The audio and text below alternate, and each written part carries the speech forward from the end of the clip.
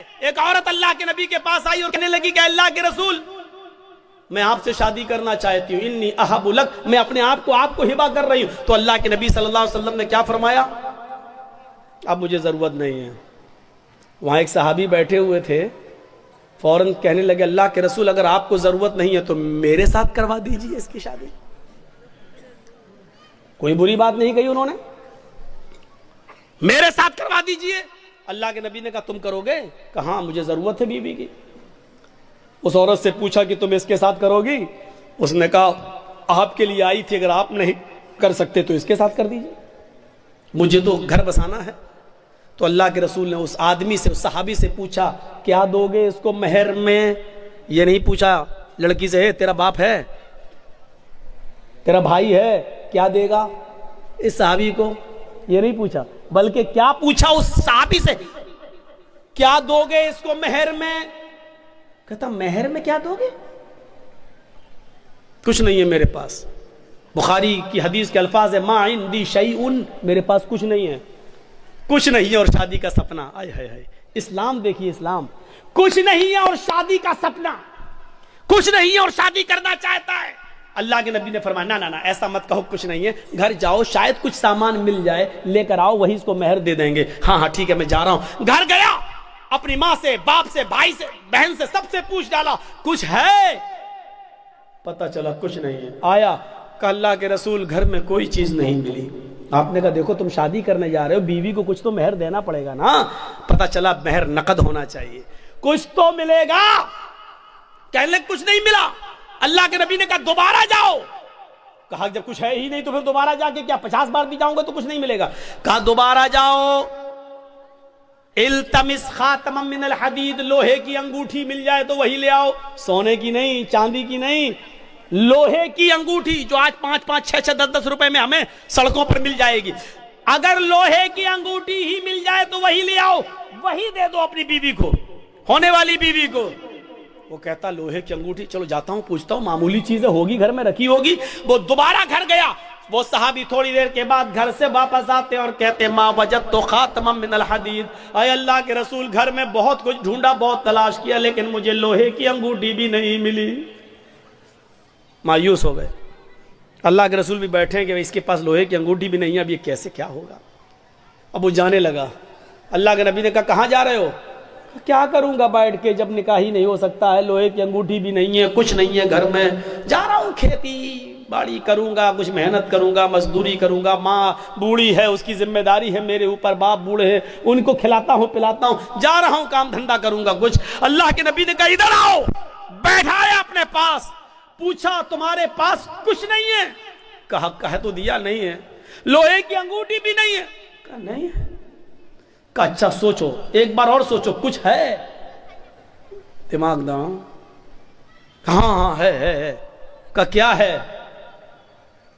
عندی ازار، ایک لنگی ہے، تہبند ہے، ایک تہبند ہے، لاؤ لاؤ لاؤ لاؤ، اس کو دے دو، چلو وہی دے دو۔ کیا کہتا ہے معلوم ہے؟ وہی دے دو۔ جب وہ دے دوں گا تو میں کیا پہنوں گا؟ جب سوتا ہوں تو وہی تو پہنتا ہوں گھر پہ، جب اس کو دے دوں گا تو میرے پاس کیا رہے گا؟ تو اللہ کے نبی نے کہا پھر کیوں کہہ رہے ہو کہ کچھ ہے؟ کہا آپ نے پوچھا تو میں نے کہہ دیا وہی ہے، اس کو میں پہن کے سوتا ہوں، تو پھر اس کو وہ بھی نہیں دے سکتے ہو؟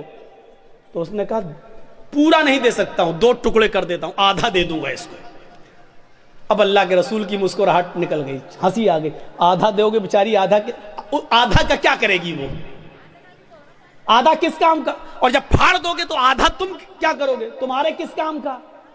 کسی کام کا ہو یا نہ ہو، کم سے کم کھیت میں بچھا تو لیں گے، بیٹھ تو جائیں گے۔ باندھنے کے لائق نہیں رہے گا تو کیا ہوا، کم سے کم زمین پر بچھا کے بیٹھ تو سکتے ہیں۔ پورا نہیں دے سکتا ہوں میں، دوں گا تو آدھا۔ اللہ کے نبی نے کہا آدھا نہ اس کے کوئی کام کا، نہ آدھا تیرے کوئی کام کا۔ نہیں یہ تو نہیں لوں گا۔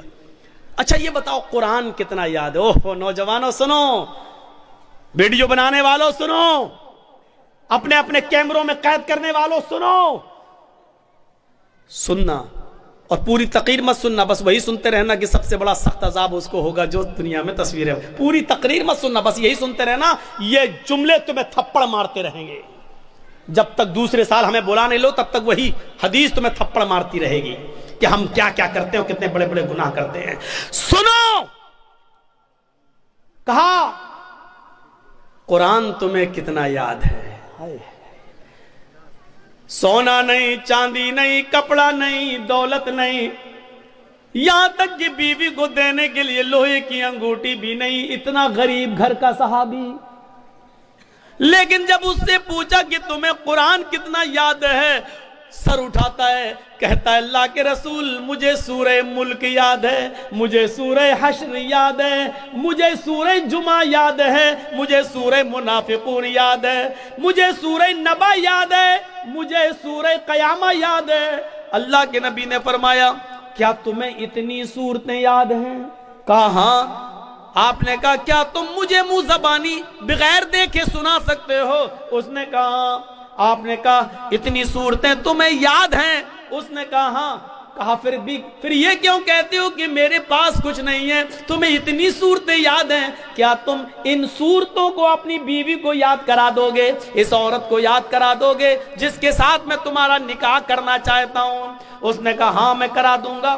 اس عورت سے پوچھا اگر تیرے شوہر کے تیرے نکاح کے مہر میں اگر قرآن کی ان صورتوں کو میں مہر بنا دوں اور انہی صورتوں کو تو اپنا مہر مان لے تو کیا تو اس سے نکاح قبول کر لے گی؟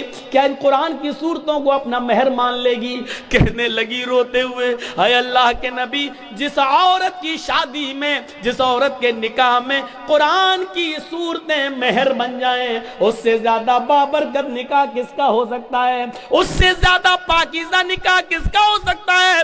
پھر اللہ کے نبی نے ان صورتوں کو ہی مہر بنا دیا اور اس کے بعد نکاح پڑھا دیا. اس عورت کا نہ کوئی باپ تھا، نہ چچا تھا، نہ بھائی تھا، اس لیے خود اللہ کے رسول قاضی کی حیثیت سے اس کے ولی بن گئے، سرپرست بن گئے، اور آپ نے اس کا نکاح کر کے اسی دن بھیج دیا.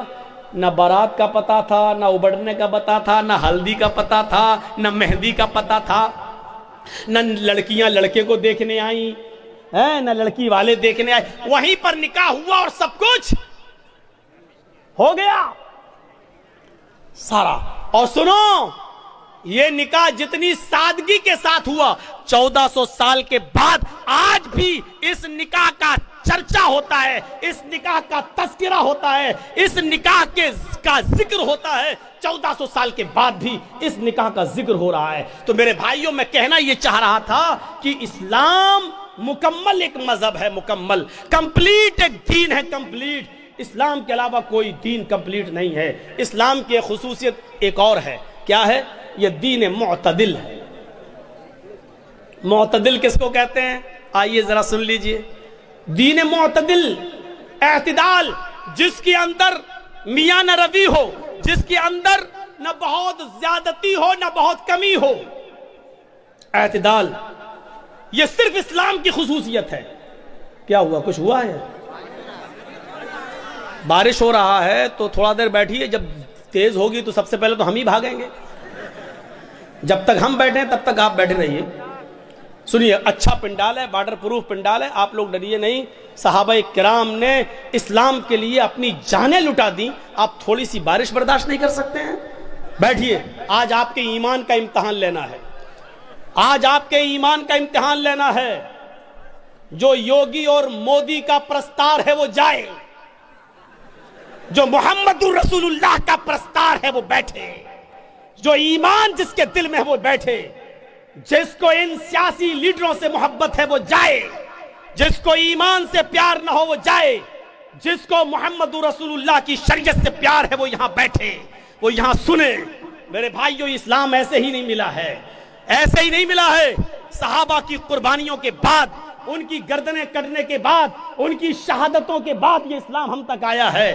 سمیہ رضی اللہ تعالیٰ عنہ نے اپنی شرمگاہ میں نیزہ داخل کروایا تھا، لیکن اللہ اللہ کہتی رہی تھی. اس کے دونوں پیر باندھ دیے گئے تھے، چیر دی گئی جسم سے 2 ٹکڑے کر دیے گئے، لیکن اسلام کو نہیں چھوڑا. آؤ، تم سمیہ جیسی صحابیات کے ایمان پہ بھروسہ کرتے ہو تو بیٹھو. ان کی طرح ایمان اگر تمہارے دلوں میں موجود ہے تو بیٹھو، اور دیکھتا ہوں کہ کون ہے جو بارش کے چند قطروں سے ڈر کے بھاگتا ہے، اور کون ہے جو اپنے ایمان کی مضبوطی کا ثبوت پیش کرتا ہے.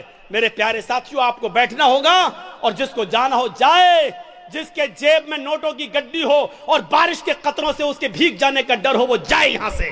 مولوی جرجیز کو ایسے جوانوں کی ضرورت نہیں ہے، ایسے جوانوں کی ضرورت نہیں ہے۔ جرجیز کا راہ بڑا مشکل ہے، جرجیز کا راستہ بڑا کٹھن ہے۔ ہمارے راستے پر وہ چلے جو کانٹوں پہ چلنا جانتا ہو، ہمارے راستوں پہ وہ چلے جو آگ کے انگاروں پر جس کو ڈر ہو کہ ہمارے پیروں میں پھلک پڑ جائیں گے، وہ جائے۔ اور جس کو امید ہے کہ ہم آگ کے انگاروں پہ چل جائیں گے قرآن و حدیث کی آواز سن کر، جس کو ایمان کے لیے آگ کے انگاروں پہ چلنا گوارا ہو، وہ یہاں بیٹھے۔ اب دیکھتا ہوں کہ کس کے ایمان میں کتنی طاقت ہے اور کس کا ایمان کتنا کمزور ہے۔ میں نے دونوں چیزیں بتا دی ہیں آپ کے سامنے۔